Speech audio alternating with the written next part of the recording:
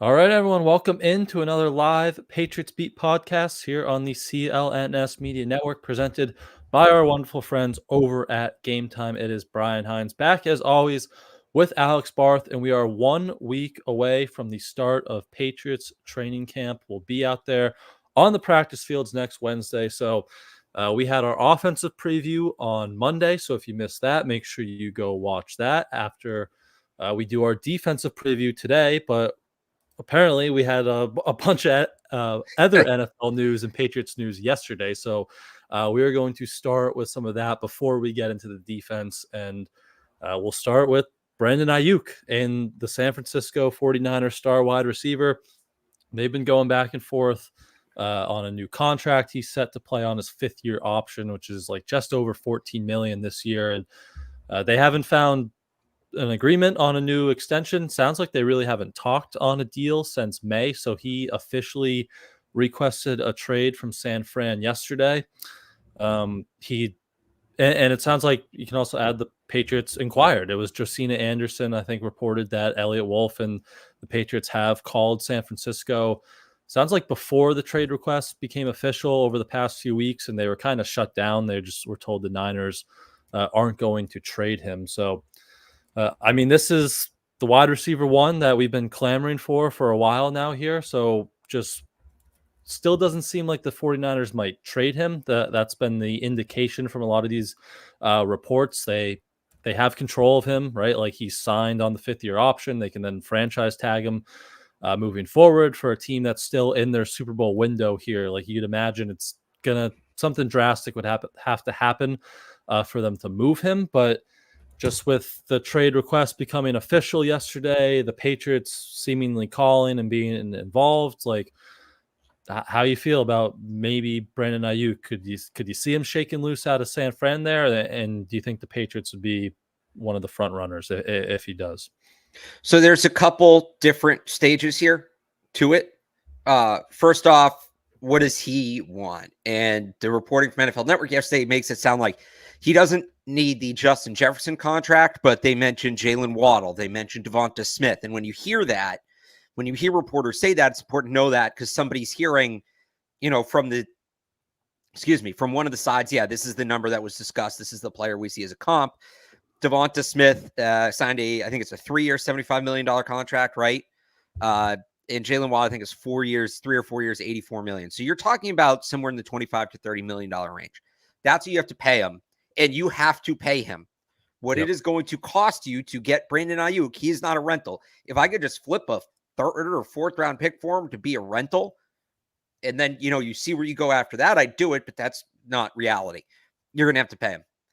Okay, so what do the Patriots have to give up? The going price for these receivers, for these top receivers in free agency, has generally been a 2nd round pick and then another high day 3 pick. So 4th, 5th round, something like that, which isn't unrealistic. It's definitely not unrealistic. But I wonder if this is a case where you have teams like the Chiefs, you have teams like the Bills, right? Even maybe the Packers, who are going to be picking late in the 1st round, who may be willing to part with that pick. And if that offer's on the table, now what are you doing if you're the Patriots? Because are you going to give up your 1st round pick? That might be a top 5 pick. And I like Brandon Aiyuk. I'm not giving up a top 5 pick for him. I'm not. They have other needs. They have too many other needs to move that pick. Do you go 2 seconds, maybe 2nd this year, 2nd next year? That's still, for a team with a lot of roster holes, very expensive. So where I'm at is the Patriots should inquire. They should absolutely inquire. They shouldn't exactly be passive. If it's a 2nd, maybe nobody else steps up. Maybe nobody else steps up. You get him for like a 2nd and a 4th.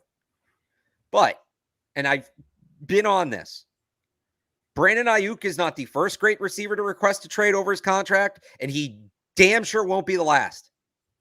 And you look at the guys next year, DK Metcalf, Terry McLaurin, who, by the way, if Aiyuk goes where he wants to go, I'll get to that in a second. Terry McLaurin may very well be available. Yeah. AJ Brown's going to need a new contract soon, right? Guys like that. Can you go out and make that move and just do it next year when you have a better idea of where all your picks stand? And also, where your team stands. Like, maybe Drake May sucks. You don't want to go pay Brandon Aiyuk for 4 years, and all 4 of those years are just transitionary quarterback years. That's just not good asset management. It's not. So the Patriots should be involved. They don't need to be overly aggressive. If they miss on Aiyuk, it's not their last chance to add a star receiver. Far from it, I guess, is my point. Maybe they won't have him for this year, but the other thing is, if Drake May's not going to start the season, you getting Brandon Aiyuk for Jacoby Brissett versus the receiver you get next year will just be for Drake May. So, look, if they can get him, get him. I'm not saying like don't, right? If they can trade a second and a fourth for him, do that, because you can get him for what's fair.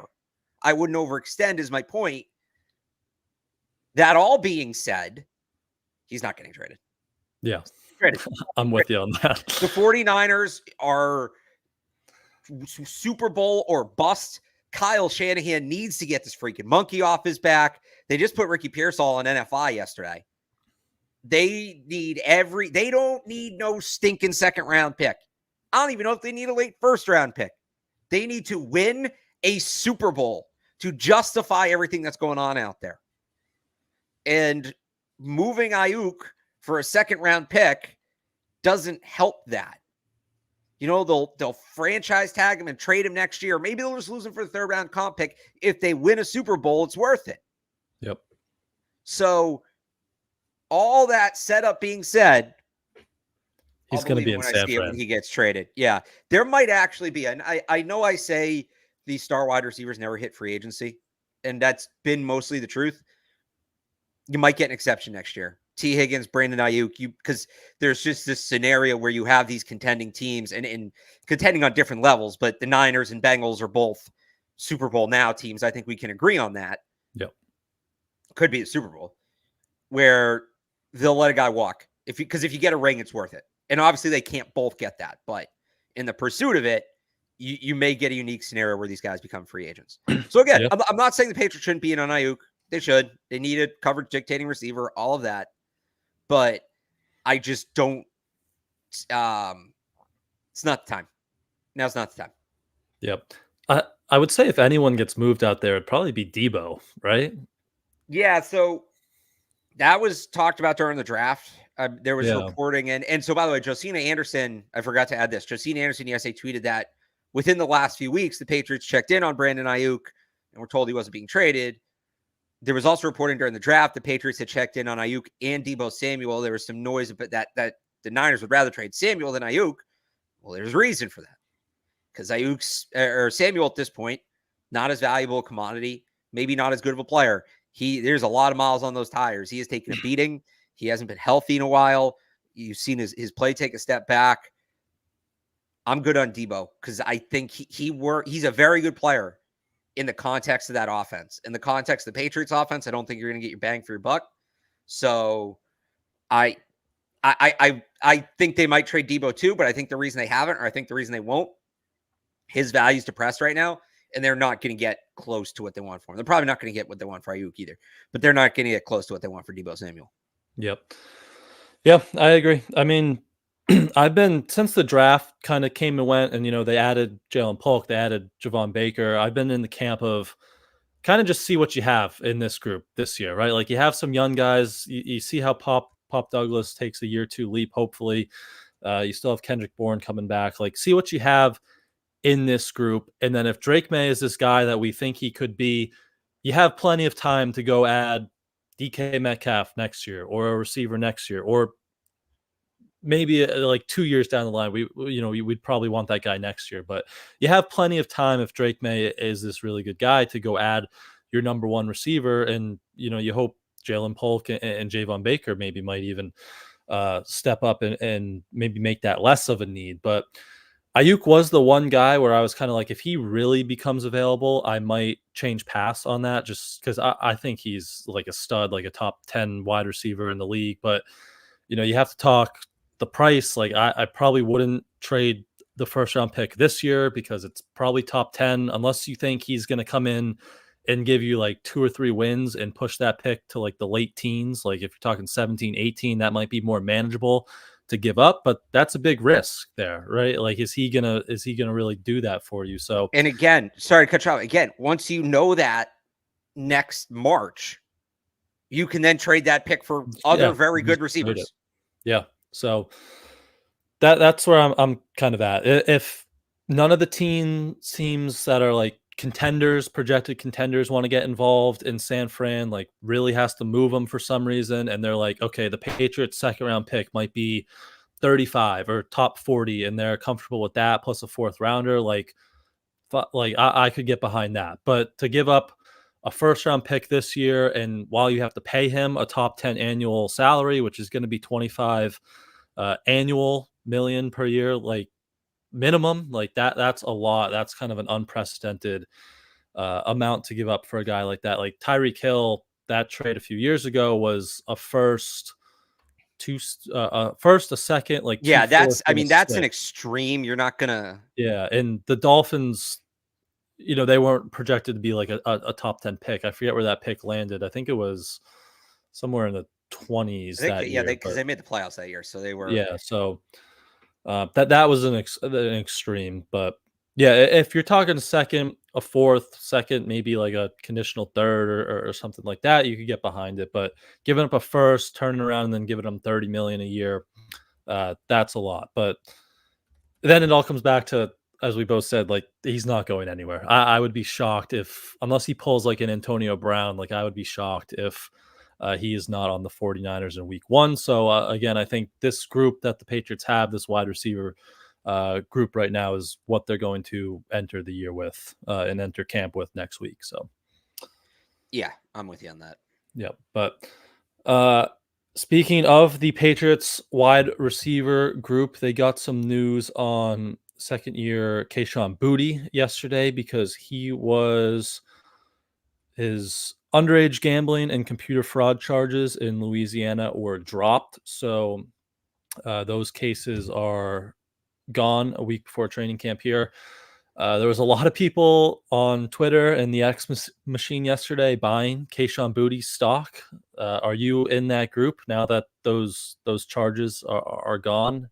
And maybe could he sneak onto that roster as the fifth, or if they keep six wide receiver there?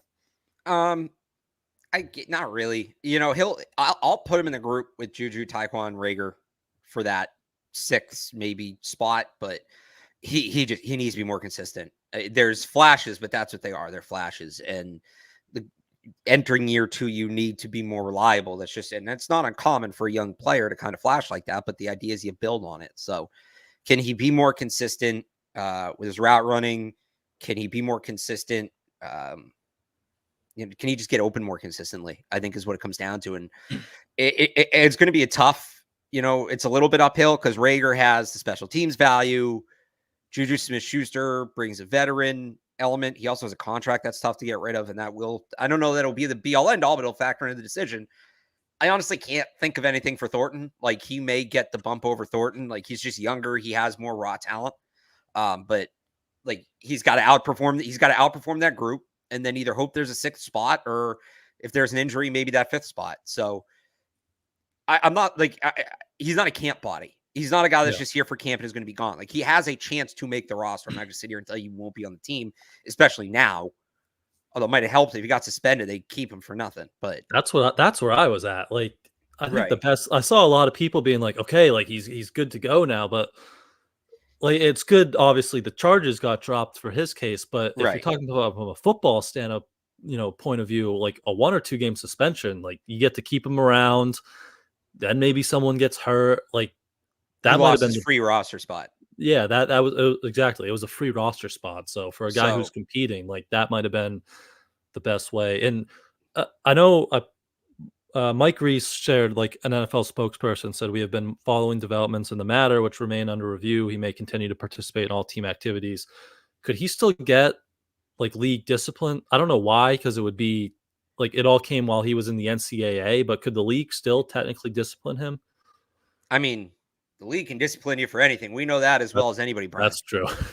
But I read that more as like corporate speak Yeah. for we're not going to say anything definitively in case more comes out, because they come out and say like, yeah, he's good, and then something else comes out about it. and they try to suspend him, you have a mess on your hands. So I think that's more just corporate speak for, like we're acknowledging that we saw this happen. Yeah. And that's as far as that statement goes. So because if they suspend him at this point, for what? Like, for what? You're like you said, it wasn't, I think it was like a week after he was drafted, he was still betting. But if they want to suspend him for betting on college football, well, he was a draft pick that wasn't signed. Like, that's not against the NFL's gambling rules.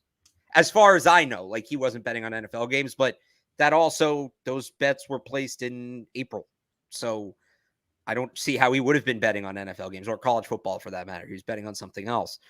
Maybe big college baseball World Series guy, LSU. I think he was there with Paul Skeen. So there's if they suspend him at this point from him, and maybe he wants free rush spot, but from him, I appeal it and say, show me exactly what you're suspending me for.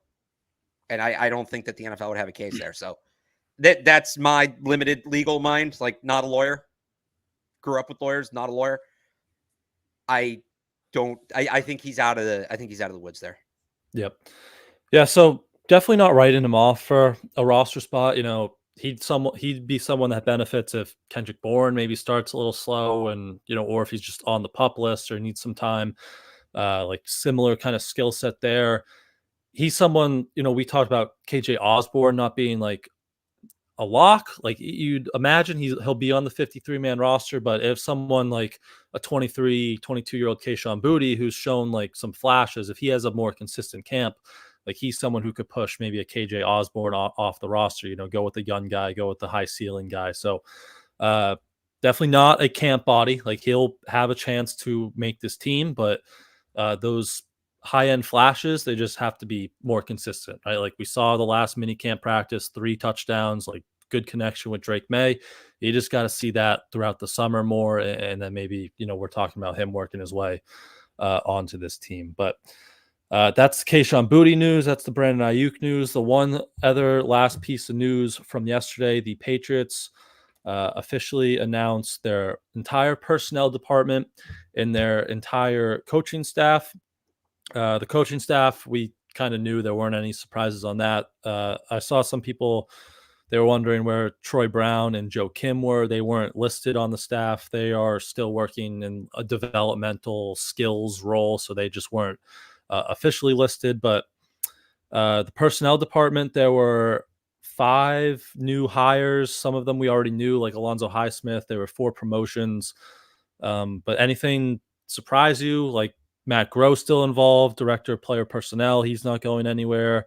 I think the big promotion was Patrick Stewart, who's been around a few years. He was promoted to director of pro personnel.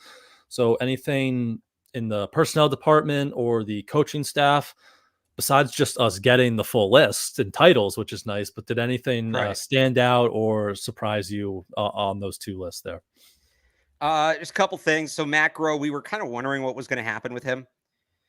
With the whole Elliott Wolf thing, like, are they going to promote Elliott Wolf ahead of him? Is he going to get demoted? Blah, blah, blah, whatever. It was the first. Elliott Wolf essentially jumped him. Executive vice president of player personnel. Matt Groh's the director, so that's the answer there. Troy Brown wasn't listed, which I know stood out to some people. Gerard Mayo said back in March he was going to be on the staff. Joe Kim wasn't there either.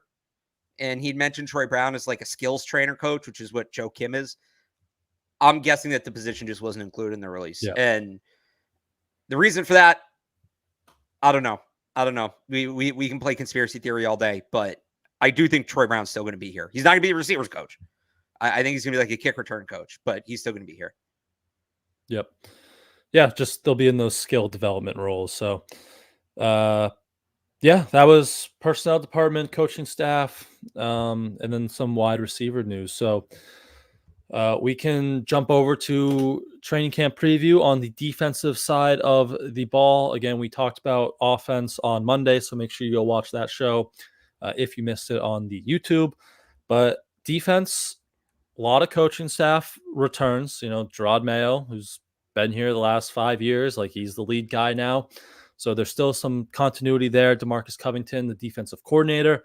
We've heard they're going to be more aggressive. That's really the one change we've heard, that they're trying to do, be more aggressive. But again, start like big picture. Are you expecting this defense to look pretty much the same as it has the past few years here under Mayo, under Covington, and there's still some other, Brian Belichick, Mike Pellegrino. Yeah. Are you expecting schematically this to still kind of look like a Bill Belichick defense? I'm expecting it on the back end. Definitely expecting it on the back end. But Covington's talked about being more aggressive up front, things like that. I do wonder if there's going to be less that nose tackle look, less of that contain strategy, and again, just more aggressive, just going right after the quarterback, crashing, rushing lanes, things like that. That may not be apparent at first. And the reality is, if they're down in games, which they very well could be, put the nose tackle out there because teams are going to be running anyway. So it may not be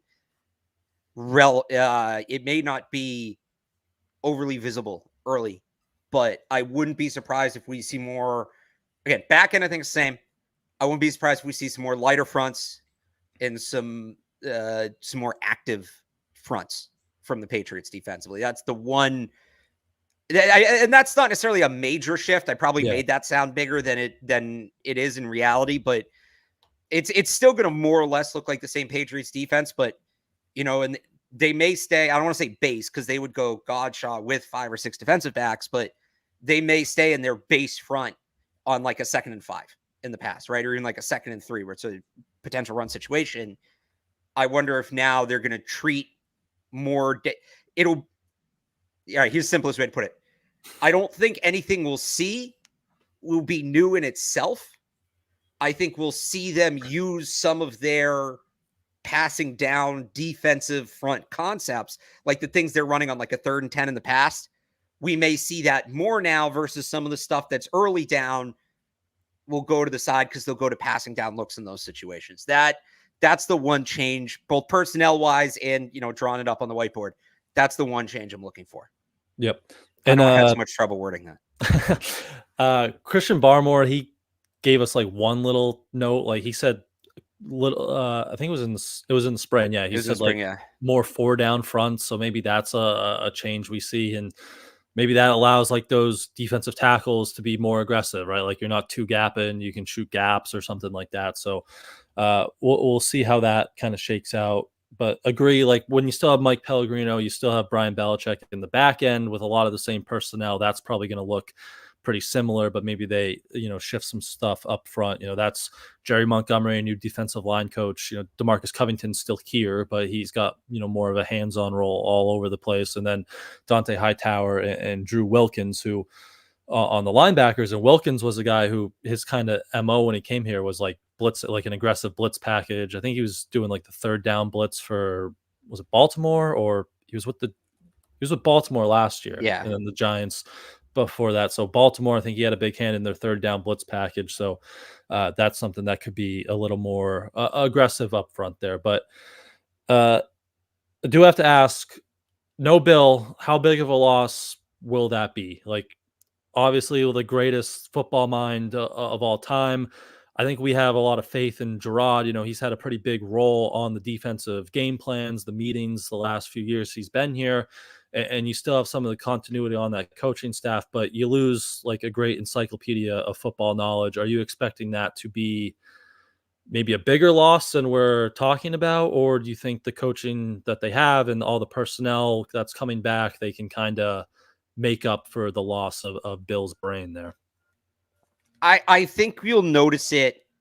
I don't think it's going to be a static thing where like there's just this level of, however you want to call it, like they miss Bill X amount throughout the season. It's just going to stay flat. I think the biggest thing they're going to miss, again, schematically, a lot of it's going to be the same. And you have guys that spent a lot of time with Bill, and you hope they absorbed a lot of his information. Obviously, they can't replicate it perfectly, and there is going to be a noticeable drop off throughout the season. But I think they're in a position to manage it for most of the year. Where I think you'll really notice it is there would be games, especially against either great quarterbacks or like quirky offenses, where Bill would just go deep in the bag and come up with something like the evil scientist kind of stuff he would do.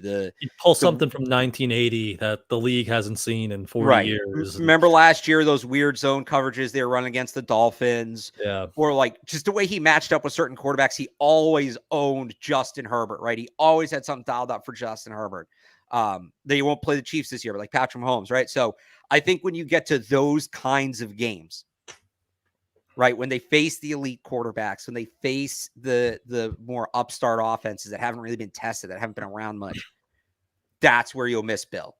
Because can Mayo, Brian Belichick, DeMarcus Covington, can they get that creative? Like Bill just having seen so much football and retaining it all, there's just a database that he has that you can't replicate in terms of, things to fall back on when you're creating something that, again, these guys just don't have. That doesn't mean they can't do it. It's going to be a lot harder. So that, to me, I look at that Chargers game, which is here in December, so Herbert will probably crap himself anyway. But I look at the Chargers game. I look at the Dolphins games. I mean, the rookie quarterback thing, right? Rookie quarterbacks never beat Bill. Yep. The Bears game of Caleb Williams, if that thing's humming, that would have been that's one where you would have looked at it and said, Bill Belichick versus Caleb Williams is going to be a fun one, right? The Texans, CJ Stroud. They got a lot of young quarterbacks this year. That's where I look at it. Well, Aaron Rodgers offsets all that. That's where I look at it, and I think that those are the games you're really going to miss Bill. The high-level young quarterbacks, what would he, or just upstart coaches, right, the Mike McDaniels, what would he throw at them that they've never seen before, that they weren't prepared for? He was so good at that. Mayo and Covington they can definitely throw stuff at these quarterbacks that they haven't seen, but it has to be the right thing, right? You can't just do something different and expect it to work. So that's where I think you're going to miss Bill. It's going to be situational. I don't think there's going to be like this week 1 to week 17 consistent level of, damn, if they had Bill here. I think it's going to peak and valley as the season goes on. Yep. Yeah, I mean, the Chargers game, that would be one. I wish that was a little earlier in the year, but that one would be, and Justin Herbert's probably going to hand it off 40 times. It's going to be anyway. Well, he might be better off because that game's going to be playing. You just know that game's going to be playing the freezing rain. Yeah, 100%. But the Dolphins ones, I think those will be, week 5 and then week 12. Those would be good tests because, Bill would throw some unique stuff at them, but the Dolphins had their number since Tua got here, really. They've had some trouble. They can throw some unique stuff at that, but like you said, it's got to be the right stuff. It hasn't always been the right stuff in those Dolphins games. They've had some issues. And then the young quarterbacks, like beyond Caleb Williams, they have, Trevor Lawrence, Will Levis, Anthony Richardson, some young guys there. So that'll be interesting to see if they can keep that success up over those kind of younger, more inexperienced guys. So, all right, before we get into more of a position by position breakdown, I got to talk to you guys about Game Time, which is the authorized ticket marketplace of Major League Baseball, and it makes getting tickets faster and easier because prices on the Game Time app actually go down the closer it gets to first pitch.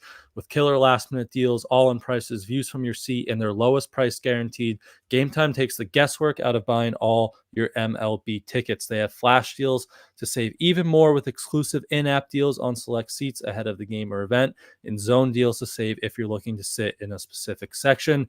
It is baseball season, and the Red Sox are hot, and while they're going on the road for the next week, they'll be back in Fenway against the Yankees, where you can see All-Star Game MVP Jarren Duran as the Red Sox continue to make their playoff push. And if you're in the Boston area, if you're around Fenway, Cask and Flagon, Bleacher Bar, getting a bite to eat, getting a drink, Game Time has last-minute deals where you can save up to 60% off on buying last-minute tickets for sports. So make sure you check the Game Time app right before first pitch to make sure you're not missing any last-minute deals. And you can even get your comedy, theater, or concert tickets on Game Time as well. So take the guesswork out of buying all your MLB tickets with Game Time. Download the Game Time app today, create an account, and use code CLNS for $20 off your first purchase. Terms apply.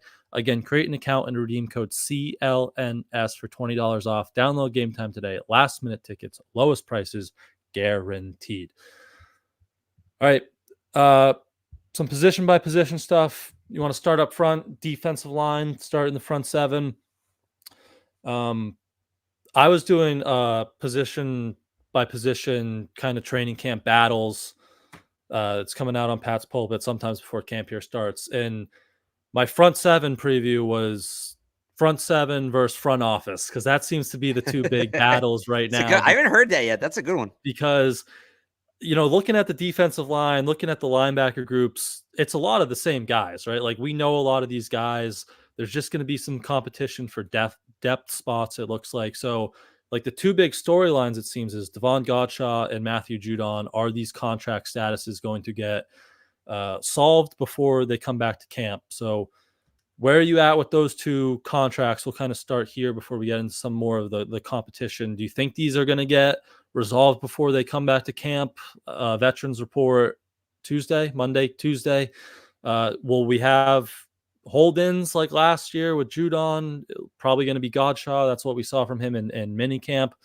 Are these going to linger throughout the summer, or will they take care of these guys and just be able to focus on football when we start training camp? So maybe this is a bit of a cop out. Like I don't care if guys hold in the first 3-4 days of camp. Be out there in the pads. Come on. Like I'm talking like veteran established players, right? So could we see a hold in? Technically, yes. I wouldn't be surprised. I think Judon's gets figured out by the time pads come on. I just, he's too important of a player. Locker room, schematically, especially if they're going to play that more aggressive defensive style. I think the Patriots bite the bullet and pay him. I do. Godchaux, I wonder about. Because it's the flip side. If they're going to be more aggressive on defense, there's less of a role for a guy like that. He's older. I don't know that, not older than Judon, but like he's on the older side. He's not a part necessarily of your next real competitive window. He is an important locker room guy, but you do have to draw a line somewhere. Yeah. And I'm not saying you don't pay him to send a message. Like, that's not my point. But like, if you can only pay one, you pay Judon. I don't think there's a debate there. I really don't think there is. So does that make things tougher? Like, I wouldn't be surprised if Godchaux's drags through the summer a little bit. Yeah. Yeah, I could definitely see that. And I agree. I would pay Judon over him. Like, they want to be competitive, and the defense, like, they want to win games. You don't want to rebuild to start off going 2-15, 3-14, right? Like, you want to see some progress. They want to win games, and you'd imagine the defense is going to do that, and they need Judon out there. Like 2 years ago, I think they were tied for 4th in the league in sacks, and then without him last year, they plummet all the way down to 27. If you want to be more aggressive, like you need your best pass rusher, sack artist out there. So, are you still not extending him though? Like, in ideal world, you would just sweeten this year for Judon and then maybe cross that bridge next March when we get there. Yeah, even if I have to give him one more year, yeah, I'd be comfortable with that, because you can always just trade him. That becomes I'd give him the one more year, and you get to camp next year, and if he wants to just stay, great. If not, he becomes a movable asset. So beyond that, I think it right. Yeah. And I say that if it's a 3-year contract, if it becomes like a 3-year deal, rip up this year 3-year deal, with but an out, that third year, right, has no guaranteed money, whatever. I'm saying I wouldn't commit to him a ton beyond 2025. So I meant to bring this up earlier. This is an interesting question. Judon for Aiyuk. This is where that conversation gets a little more realistic. Now, the Niners traded for Chase Young last year at the deadline and then lost him in free agency. I think he went to the Bears, right?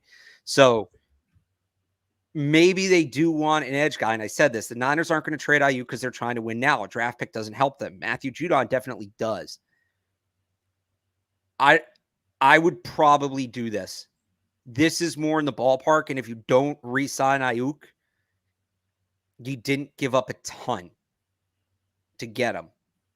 Like, Judon in place of another top 50 pick makes sense to me. Now, the Niners may not want to pay. The Niners may not be interested in paying him, because they're not going to trade Brandon Aiyuk for a rental, right? They're going to want something back more concrete. I don't know if this works, but if you can't get it done with Judon, I've said this, the last thing you want is a Stephon Gilmore situation where this runs through October and you trade him for nothing just so you don't lose him. That's the last thing you want to happen. The longer you wait, the more his value goes down. I'd give him the year. I'd give him a year or two. But if you can't get a deal done with him, you have to trade him. You have to trade him, I think, by the end of camp, because then the value takes a significant hit again. This is you're not going to get much more than Brandon Aiyuk for him. Like that would be one of the better deals you can make.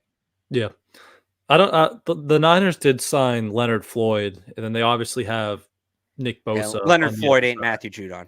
Yeah, that's fair, but so I just don't know like if that would be the return they want for Aiyuk. I'd imagine they probably want a little bit more. So, but yeah, it is an interesting package. I think the Patriots would definitely consider that even if they could come to a contract that they agree with Judon. Like I think that would be a move they would consider. But elsewhere on the defensive line, any guys you're looking to make a push here? I mean, we know like Christian Barmore is going to be Christian Barmore, but it's some of these depth guys like Daniel Quale might have fallen under the radar. He missed most of last season with, I believe that was a torn biceps. You have guys like Jeremiah Farms, Sam Roberts coming back. Keion White, you can throw in that mix. I think we're expecting him to take kind of a year 2 jump here. He's been praised by Gerard Mayo this spring. Dietrich Wise, we kind of know what he is as a player. So maybe if they're more aggressive, that plays into the hands of like a Jeremiah Farms or a Daniel Quale, who brings some juice as a pass rusher. But any of those kind of guys on the defensive line, especially if they don't have Stephon Gilmore, if there's a situation there, if that continues, any of those guys up front that you're kind of looking at here throughout camp. I mean, Keion White's the big one for me. Yep. Obviously, just can he take that? What's that year 2 jump look like? Because if he can turn into like a real, we talked about flashes earlier with Kayshon Boutte. Like he showed flashes too that kind of got interrupted when he got hurt. I mean, he was really, really disruptive. And if you can have him on the strong side, he was just wrecking plays, and he wasn't always getting the stats, but he'd come in, wreck the play. Quarterback, running back goes elsewhere. Somebody else would clean it up, and that's exactly the kind of player you drafted him to be. If he can do that on a regular basis, it's going to make everything else so much easier on that front. So he's one of the biggest names to watch in camp for me is Keion White. And I always hate doing that with, line of scrimmage players because you can't really watch them a ton just because of the nature of this. But I think he's one of the players to watch. Yeah, he'll be really fun to watch, you hope. But if he takes that next level, that just raises the ceiling of that defense so much because, you can move them inside, you can move them outside. Just watching like I expect him to be versatile, but watching their kind of main plan for him would be interesting because he can do so much for you up on the up front on the defensive line. So he'll be the top guy to kind of watch up there. I'm on the depth guys like Daniel Quale. He'll be interesting to watch how he looks coming back, and I'm gonna watch. I'm excited to see Jeremiah Farms. Like he only played like 70, 80 snaps down the stretch last year, but he had some intriguing like juice as a pass rusher. He held up pretty well against the run, and again, limited sample size. But if you're maybe moving on from Stephon Gilmore, or you want someone who's a little more aggressive, like can give you more as a pass rusher, I think he's someone who can maybe carve out a role for himself. So, yeah, kind of the similar group on the defensive line as years past. Amarn Watts is the one guy that we can add, was the newcomer. He's probably in kind of a Lawrence Guy mold, but maybe a more aggressive Lawrence Guy. Like he's shown some pass rush ability in the past, so staying on that trend. But edge rushers, Judon's big story. Uche is back on a 1-year deal. He'll have a kind of a prove it year. He's someone who, again, if we're getting more aggressive and they let him pin his ears back, like he's someone who could maybe really give you a big pass rush impact. Hopefully he gets back to those, 2022 numbers where he's breaking double digits. And then Anthony Jennings, he'll probably be the last guy in that mix. Keion White will factor in there as well. But anything with the edge group, like the edge group, we know these guys, as long as, Judon's here and they're all healthy, that's a pretty solid group there with those three leading the way. Yeah, Joshua Uche is an interesting one. He bet on himself, right? He bet on himself to have a big year, and if he does, I mean, it's massive for the Patriots. So I think you're looking at a big year from him, and like I said, it's mostly the same group. They were competitive last year early. I mean, they got is brutal for injuries, but they were competitive last year. I think Anthony Jennings being back is sneaky big. We should expect big things from this group. Yep. Yeah, I agree with you there. That's the defensive front. Going a step back to the linebacker group. Again, a lot of the defensive groups are pretty similar. Pretty much everyone back, but uh, Juwan Bentley leading the way. They re-signed Tavai, so he's going to have a big role again here.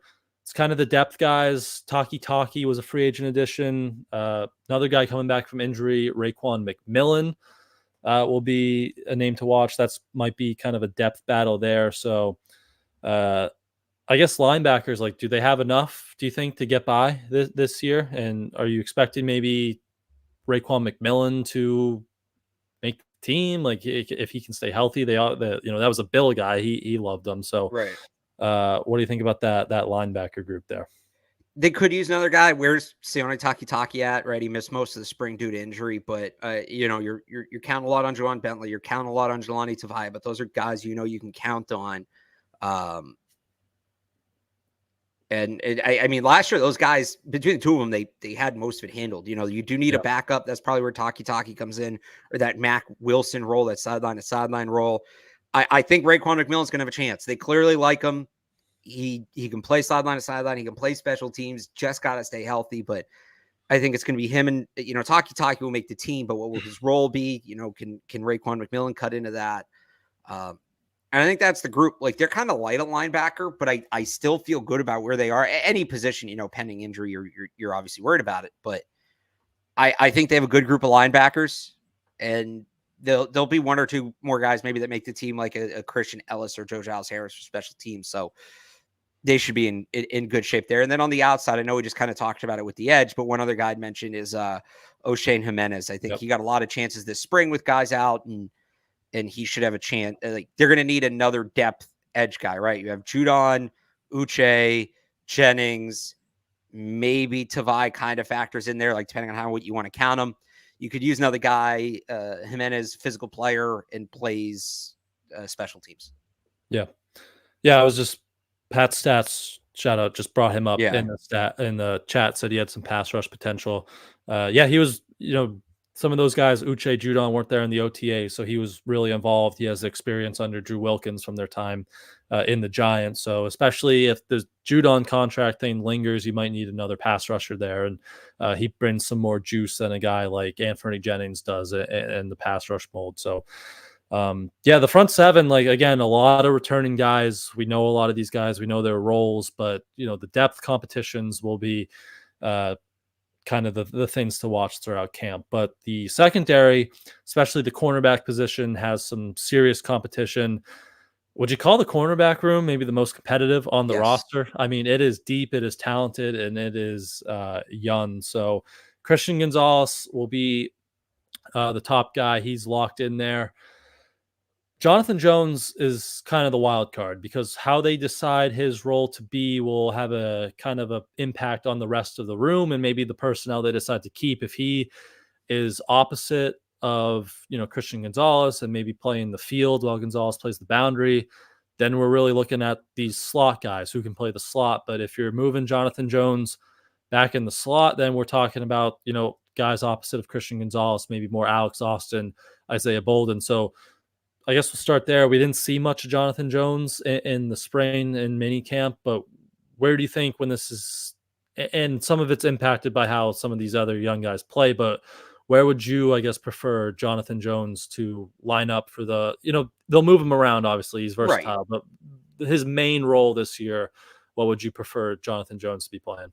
I'd put him in the slot, because then you have Gonzalez on one boundary and either Alex Austin, or if you go out and get like a Stephon Gilmore on the other, now you're really cooking. And they're also like sneaky thin in the slot after Jonathan Jones. It's Marcus Jones, is a good player, but he's small. You wonder about him staying healthy.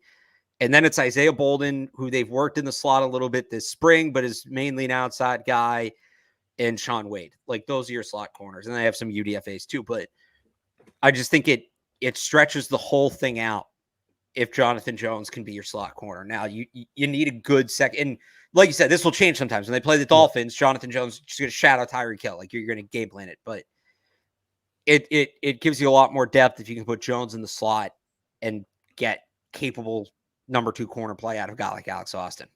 Yep. And I'll bring this up. Mike said in the chat, if John Jones isn't required to play outside, it's all good news.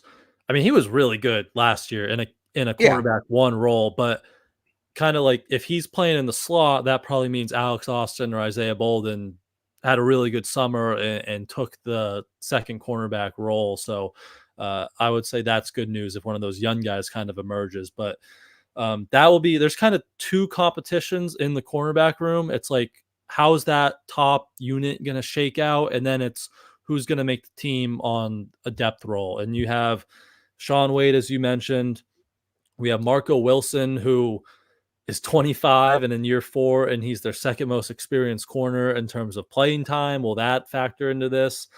We have Azizi Hearn. We have UDFA Mikey Victor. We have 6th-round pick Marcellus Dial. Like, he was their lone defensive player picked in the draft.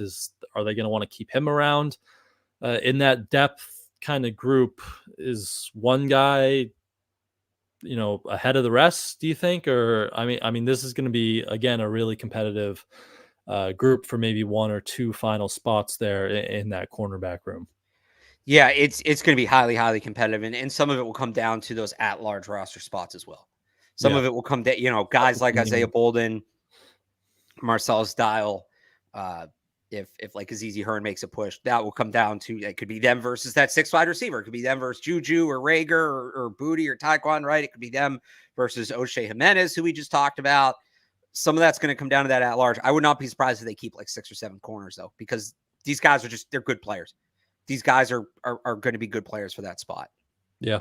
Yeah, I could definitely see, we're talking about that 6 wide receiver, but I could see them saying, we're going to keep 5 receivers and then keep 7 corners or something like that, because they have a lot of talent there. Someone in the chat even said, like, Caleb Ford Dement. I think he had an interception in the spring practices too. So, I mean, we've said it so many times, like, every one of those guys made a play or two in the sprain where we all were like, oh, okay, like that was impressive. So all these guys had some good moments in the sprain, and that's going to be such a competitive group. But are you still, I will say, like, are you still holding out a little hope for Stephon Gilmore? Because he had the quote, I don't know if you saw yesterday, he had a text or something to Josina Anderson, and he said, he's being patient. And the one line that stood out to me, he's like, I'm being patient and staying ready until teams see what they have in training camp. And that, like, screamed Patriots to me, because, we feel good about this room, but it's a bunch of young guys, right? Like, let's see what they have. Maybe, like, it doesn't work as well as we thought. And, Alex Austin and Isaiah Bolden aren't ready for, like, a full-time role. And then that opens the door for Stephon Gilmore. So are you still holding out some hope there for a Gilly signing? Yeah, absolutely. Absolutely. It would be great to bring him back, not just because he'd help this team, but him working with, I mean, I've said this, him working with Christian Gonzalez would be fantastic. So I'd be on the phone. It sounds like, I hadn't seen that quote. I'm just reading it now. Sorry, I'm catching up. I think some of that too, I'm being patient and staying ready until teams see what they have in camp. Some of that to me too is like, I'm Stephon Gilmore. I don't need to do the first week of training camp. That's essentially just like football, the football equivalent of icebreakers, right? I think some of that is, I'm Stephon Gilmore. I'll show up when I need to show up, which he has every right to say that and every right to take that 100%. Approach. Damn good player, still is. But they should be staying in contact with him. Steph, what are you thinking? This is our offer. How do you feel about August 1? Blah, blah, blah. Like, I'd be in contact with him. Yep. Yeah, definitely agree. He'd be a great add to there. Give you some needed experience as well. Again, a very young room. It's, Jonathan Jones, and then Marco Wilson is your second most experienced guy. So he would be a good add there. And they obviously have the cap space to make a deal happen. But safety room, Peppers and Duggar, they are what they are. We know them. Do you still think, like, are you in love still with that pairing back there? Like, those two guys being on the field a lot. We've talked a lot about the need for a free safety, and maybe that is Jalen Hawkins, who is pretty involved in the sprain. Maybe he takes on that Deron Harmon role. Like, are you good with that being your top 3 and getting that free safety body type back there to kind of pair with Peppers and Duggar in the safety room? For what they have right now, yeah. I would have liked it if they'd added a full-time free safety. I will say this. I'm like out-ish on Justin Simmons at this point. I know I was big on him earlier. The fact that Jamal Adams signed before him to me is a warning flag. Then again, the Titans just love old players. But yeah, I'm out on that. I think for the group they have right now, that's what's best. But Jalen Hawkins needs to play, and he's not going to be a 100% usage rate guy. Like, I get that. But third down, 2-minute drills, Peppers and Duggar both need to be in the box. They both need to be playing where they're most impactful. So you need somebody on that back end. I don't think it's Marte Mapu. I don't know where Marte Mapu fits in all of this. That's going to be one of the more interesting storylines of camp. We can get to him more in a second. Jalen Hawkins is your best deep safety. He's capable. He's not Devin McCourty. Few are. It's not like to say he's terrible. He's not one of the best free safeties of a decade. He's capable in those third down situations. Yeah, we'll see a little more camp, but I'm expecting him to make the team and have a role defensively. Yeah. I think we looked it up. Like, Duron Harmon was like 50-60% of the snaps, like the last 3 years he was there. Like, you could see that. And then you let Duggar, you let Peppers get closer to the ball, make plays. Duggar, that was the other thing DeMarcus Covington kind of mentioned. Like, he said being more aggressive, and he's like, we want to create more turnovers. And Duggar, they moved him away from the ball last year. And as you would expect, like, he didn't create as many turnovers as he did 2 years ago. So if you can get him closer to the ball, maybe that helps you as a whole unit create some more turnovers. But you would need that free safety, and you hope that's where Jalen Hawkins, with that type of range and that type of skill set, fits into the puzzle here. So let's do the Mapu conversation. He's still listed as a safety. He was working there more during the spring.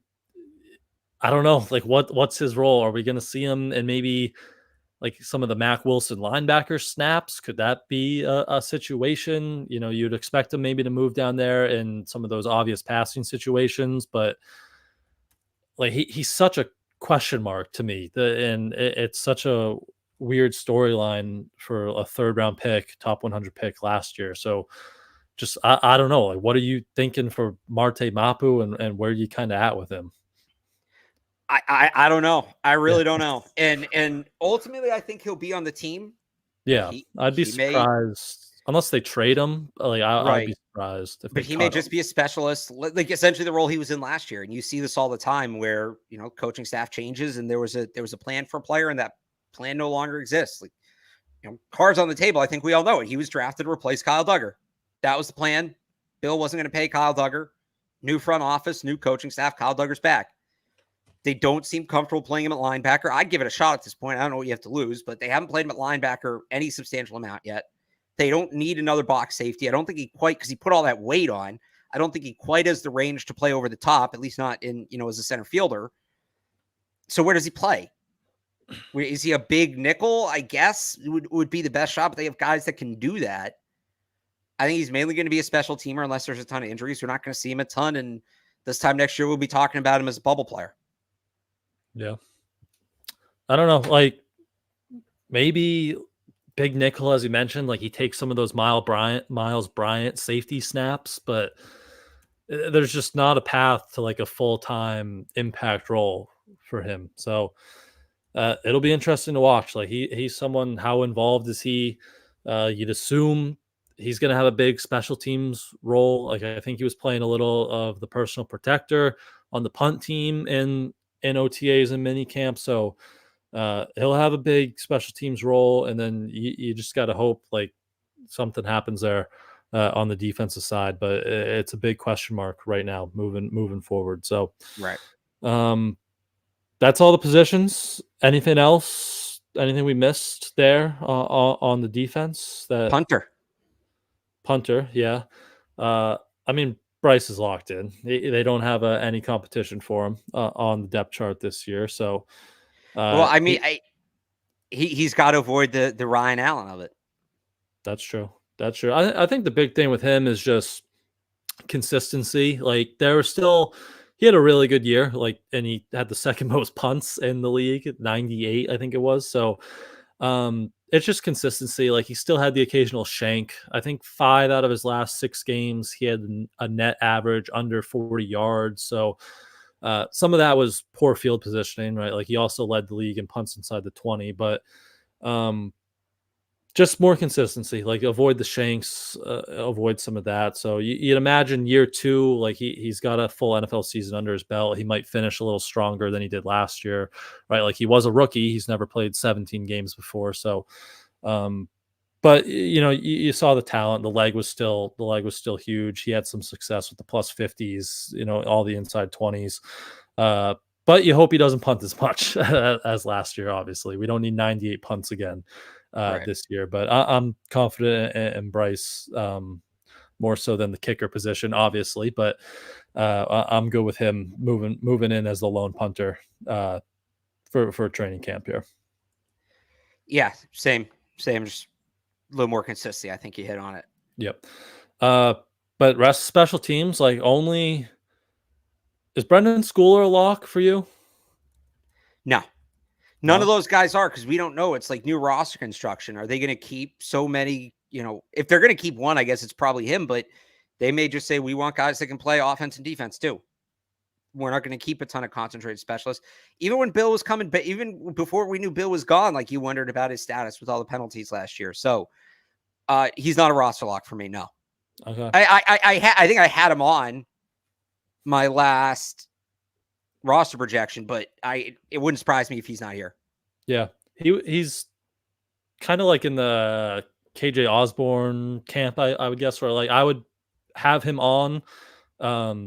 He is like their pure specialist. Like it's really only him and Christian Ellis, like as their last 2 pure specialists. He has some familiarity with Jeremy Sprinter, the coordinator. So I would be surprised if he's gone. But if we get in the if we get in the preseason and he's committing penalties still and missing some tackles, like maybe that becomes more of a conversation. But I would expect him to be here. But again, those pure specialist roles, like they're maybe 1, maybe 2 at max. Like those guys, they don't exist on this Jerod Mayo, Elliott Wolf roster as they did on the Bill Belichick roster. But so that'll be something to monitor. We'll obviously be watching the kickoffs. That will be exciting, where those guys factor in, if they are breaking out what they're breaking out scheme related wise on the kickoff. But I think that's it. Like anything else? Special teams? Anything we missed? Defense? Anything else you got there? I think that's pretty much it. Yeah. All right. So 1 week we will be out there. It's one of the best times of the year. It's one of my favorite times of the year. It's awesome getting to, watch them practice each and every day. I would definitely recommend, I know it can be hot, but I would definitely recommend coming out to practice if you're in the area, if you can make it. I think we did this a little bit last year, but if anyone is going out there to watch practice, do you have any tips, tricks, how to watch? It is, we don't really know. Like I'm guessing it's going to look fairly similar to the spring. And, it is Jerod Mayo, so it's probably going to look fairly similar to a Bill Belichick practice, but we've never seen how this coaching staff puts together a training camp, right? Like we're used to the first 4 days all being in the red area. They're working goal line. Maybe that changes. But, for people going to camp, the pads won't be on for the first 4 days. That usually is the second week. So keep that in mind. But for people going to camp, do you have any tips, tricks, stuff to bring, stuff to watch, how to watch practice, anything for the viewers out there that might be in attendance? Yeah, so just a couple tips. Have a roster handy. Make sure your phone's charged, because not all the information you're going to want is on the roster. Binoculars help, sunscreen. When you're watching practice, a couple things I always point out is don't always follow the ball. You can do that. I mean, do it sometimes, definitely, but also, right, if there's a receiver you're excited to watch and you're just following the ball, by the time it gets to him, he already made his move. He already ran his route, right? He's open. He might make a nice catch. But like, how do you get open, right? So, and if they don't throw him the ball, you still see him run the route. Same goes with linemen or corners or whatever. So I would say decide before the play who you want to watch or what you want to watch. You can obviously watch more than one player at a time. Maybe you want to see like the coverage or whatever, but decide before the play what you want to watch. And it helps to listen, because you'll hear one of the coaches yell out what the next period is. So you'll and sometimes you can hear more details. So if you listen, you know what's going on.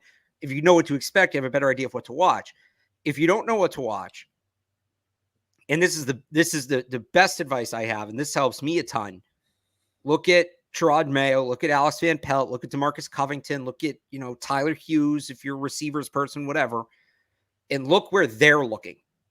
What is Judon Mayo watching? What is Alex Van Pelt watching? Because if those guys are watching it, it's probably important. It's probably important, right? And then you see, like, who are they talking to? Who are they spending more time with? So if you don't, and if you do that enough, and I'm not saying over the course of one practice, this is over the course of years, watching practices, you kind of start to get an idea of where they're going to be looking. So that's the best advice I can give. If you want to really watch practice to break it down, actually, I have one more, but if you really want to watch practice to break it down, look for what the coaches are looking for. And that's clearly what the big takeaways are. The one other thing I'd say is don't let one play, good or bad, dictate your entire view of a player's day. Like, if a corner gets smoked on one play, right? Just gets smoked, beaten bad, receiver's wide open, but he's right in the receiver's hip pocket the rest of the day. And you have another guy that's like a step or two behind on every rep. None of it looks jarringly bad. Which player really had the worst day? The one that had the highlight blown coverage that everybody's going to talk about, or the guy that never covered the receiver? So and the same goes for good plays. Like, a guy may make an outstanding catch and not get open the rest of the day.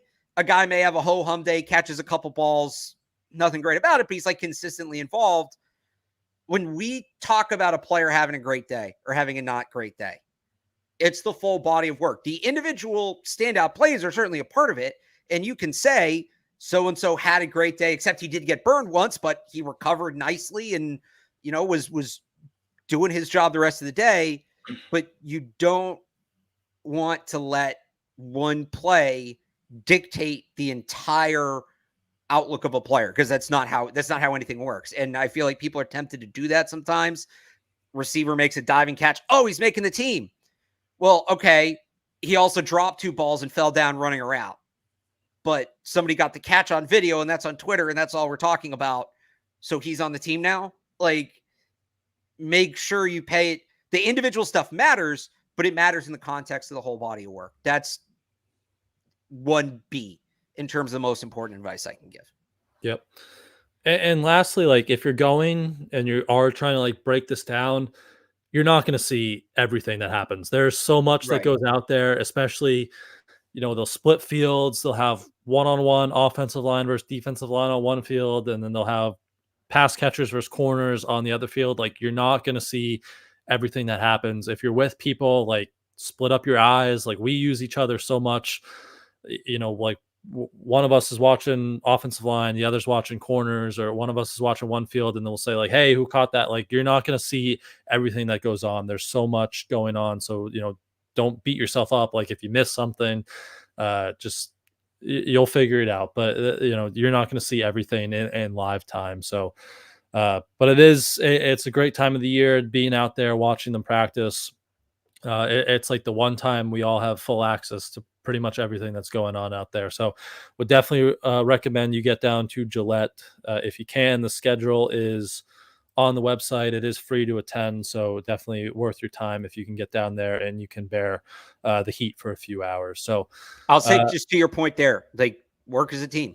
Work as a team. We'll ask ourselves all the time, and some of us who work for the same outlet, like myself, Matt Dolph, right, 98.5, they're going on to split fields. It's 2 fields at once. Okay, I'm going to watch this field. You watch that field. Or they're on one field, but, it's starters versus starters.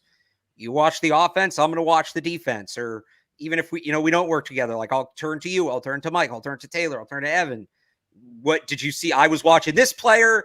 The ball happened over here. What did you see? Or, hey, I'm trying to watch this. Can you watch this? Did that player got hurt? Did you see what happened? Like, bring a friend. Work as a team. Start a podcast. And there you go. So, all right. So we'll be back Wednesday, right? We'll be back Wednesday to. We might do one more. We'll talk briefly after the show. We might do one more, like, just kind of hype up for camp. Okay. Podcast early next week. We'll figure it. I guess no, probably, unless there's big news, probably not. Yeah, because we're gonna have shows Wednesday, Thursday, and Friday.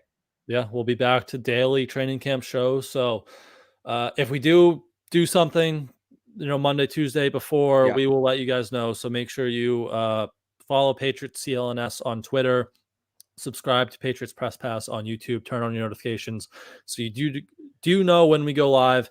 But if not, we will see you guys Wednesday recapping day one of training camp. Make sure you follow Alex on Twitter at Real Alex Barth. Follow me on Twitter at I am Brian Hines. We'll have live updates on our Twitter from practices, and then 985thesportshub.com. Alex will have some more training camp previews coming, and then, of course, all of his training camp notebooks once practice starts, and patspulpit.com. I will have the same thing, some previews coming up over the next week, and then our training camp notebooks there as well. So exciting time of the year. Football is kind of back. And thank you all, as always, for tuning in with us this morning. And we will see you guys from training camp next week.